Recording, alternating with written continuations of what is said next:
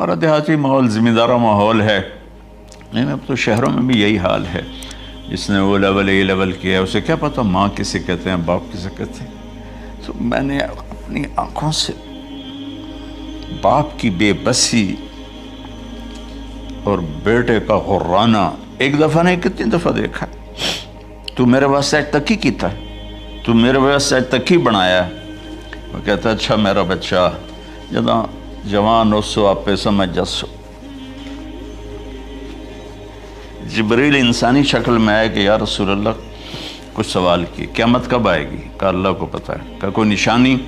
فرمایا جب دیکھو کہ بیٹیاں بھی ماؤں کو نوکر کی طرح دھتکار رہی ہوں تو سمجھنا قیامت آنے والی ہے. کچھ عرصہ پہلے ایک بچی اور ماں, تو ماں کچھ بات کر رہی تھی اور بیٹی کہہ رہی تھی بھوک نہیں بھوک نہیں, اور اس کی ماں کے خون سے بھرے ہوئے آنسو بہ رہے تھے اور اس کی ہچکیاں لگ رہی تھی کہ یہ وہ ہے جس کو میں نے اپنے پیٹ سے جنا اور اپنی چھاتی کا دودھ پلاتے پلاتے پلاتے میں نے کتنی تکلیفیں برداشت کی, اور آج کر یہ بھوک نہیں. کہ ایک بدو آیا صحابی کا یا رسول اللہ میرا باپ مجھ سے پوچھے بغیر میرے مال کو خرچ کر دیتا ہے. آپ نے فرمایا بلاؤ بھائی. جب اسے پتہ چلا کہ میرے بچے نے میری شکایت کی ہے تو اسے بڑا دکھ ہوا. تو اس نے دل ہی دل میں چند اشعار پڑھے, زبان پہ ادا نہیں دل میں آئے. تو جب وہ مسجد میں انٹو رہا تو جبریل پہلے آئے بیٹھے تھے کہ یا رسول اللہ فرما رہے ہیں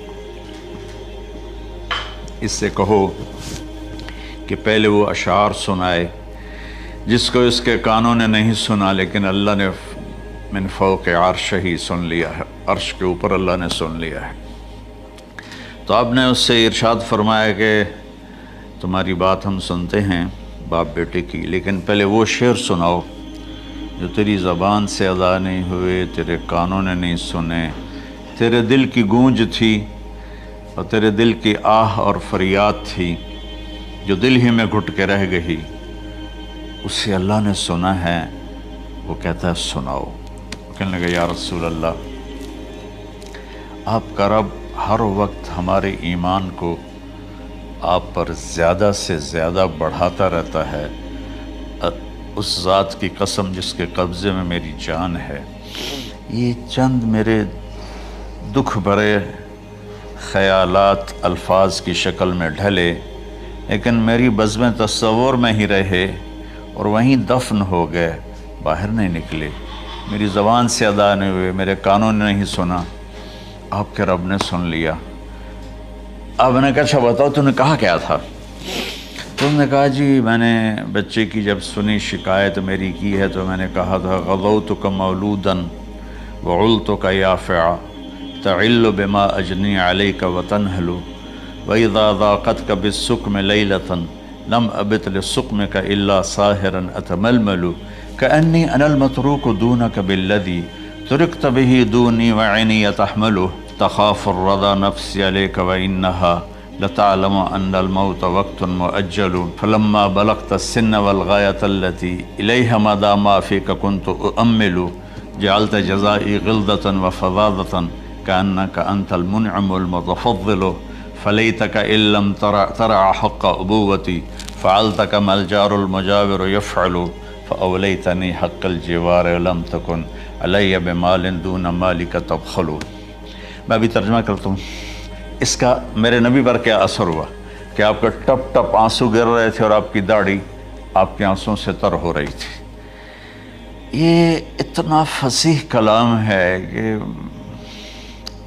عربوں کو بھی پسینہ آ جائے گا ترجمہ کرنے کے لیے. تو میں تو عربی نہیں ہوں لیکن یہ فخر تو حاصل ہے, بھلے ہیں یا برے ہیں, 2-4 قدم ہم بھی تیرے ساتھ چلے ہیں. کچھ عرصہ اہل علم کی محفلوں میں بیٹھے, کچھ زبان کی شناسائی ہوئی, تو میں اپنی کم مائگی کے ساتھ اس کا ترجمہ کروں گا. وہ کہتا ہے غزوتک مولودا وعلتک یافعا تعل بما اجنی علیک و تنحل، میرے بیٹے جس دن تو پیدا ہوا ہم نے اپنے لیے جینا چھوڑ دیا، ہوئے ہوئے ہوئے ہوئے، ہم تیرے لیے جیے۔ تیری ماں تجھے دودھ پلاتی تھی، میں تیرے لیے روٹی کے نوالے لاتا تھا، میری ساری کمائی پہلی اور آخری سب تیرے اوپر لگتی تھی۔ تجھے خوش دیکھتے تھے تو خوش ہوتے تھے، تجھے روتا دیکھتے تھے تو ہم روتے تھے۔ وَإِذَا ذَاقَتْكَ بِالسُّقْمِ لَيْلَةً لَمْ أَدْلِ سُقْمَكَ إِلَّا سَاهِرًا أَتَمَلْمَلُ۔ جب تو کبھی بیمار ہو جاتا تھا تو تیرے سرانے بیٹھ کر ہم ساری رات روتے تھے اور دعائیں کرتے تھے، یا اللہ ہمارے بچوں کو بچا لے، ہمارے بچوں کو صحت دے دے۔ اس تڑپ میں ساری رات میں جاگتا تھا، تیرے لیے میں نے اپنا سب کچھ لگا دیا، اپنے لیے جینا چھوڑ دیا، اپنی خواہشات کو دبایا، تیری ہر خواہش کو پورا کیا، تجھے مسکرانے کے لیے، تجھے ہنسانے کے لیے میں دھکے دھوڑے کھاتا رہا، کبھی گرمی لو کی جھلسا دینے والی ریت اور کبھی سردی کے سرد ہوا کے تھپیڑے، لیکن میں ان دونوں سے گزرتا ہوا تجھے پالنے کی خاطر اپنے آپ کو کھپاتا رہا۔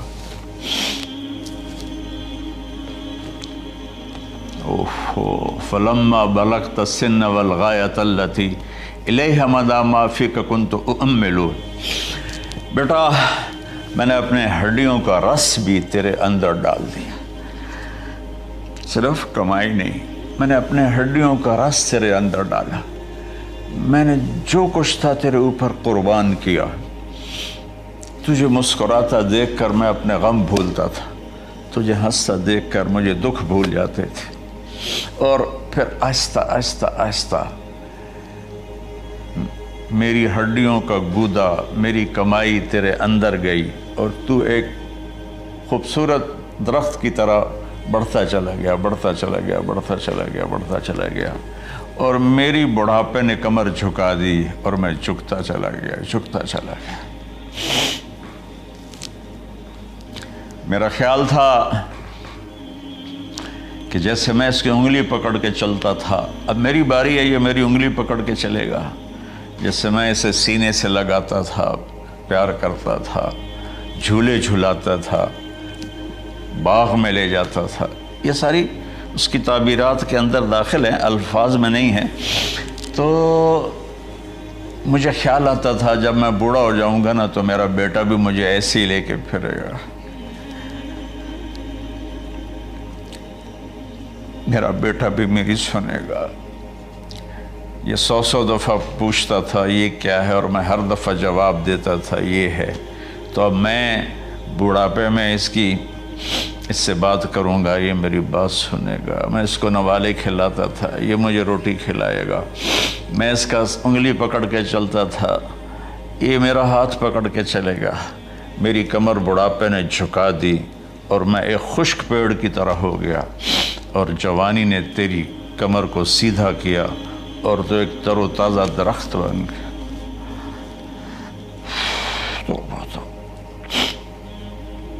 تو مجھے خیال آیا کہ میں نے 20 سال اس بچے کو پالا ہے، ابھی اپنی ماں اور باپ کو دیکھے گا، لیکن ایک دم اچانک کیا ہوا؟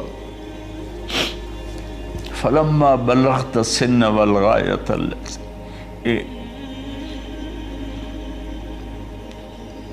الیہا مدی ما فیک کنت اؤمل۔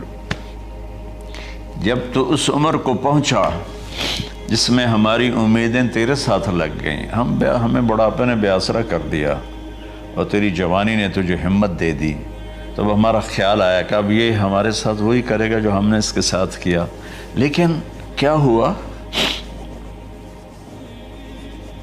جعلت جزائی غلظۃ وفظاظۃ کأنک انت المنعم المتفضل۔ تو اتنا بدتمیز ہوا، تیری زبان چھری بن گئی، تیرا رویہ زہر بن گیا، اور میری ساری زندگی کی محنت کا بدلہ تو نے مجھے نافرمانی سے دیا، بد اخلاقی سے دیا، بدتمیزی سے دیا۔ میں حیرت بھری نظروں سے تجھے دیکھتا رہا اور میں اپنی پچھلی 20 سالہ زندگی کو جھٹلاتا رہا کہ میرے خیال میں اس کا نوکر ہوں اور یہ میرا مالک، میں اس کا باپ نہیں، میں اس کا نوکر ہوں، کیونکہ ماں باپ کے ساتھ ایسا کوئی نہیں کرتا ہے، یہ میرا مالک ہے اور میں اس کا نوکر ہوں، اس لیے مجھے ڈانٹ رہا ہے۔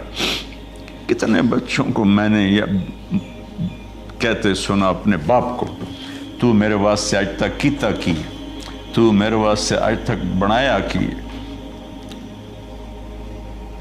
اور جو باپ بے بسی کی تصویر بنا ہوتا تھا وہ شکلیں بھی میرے سامنے ہیں۔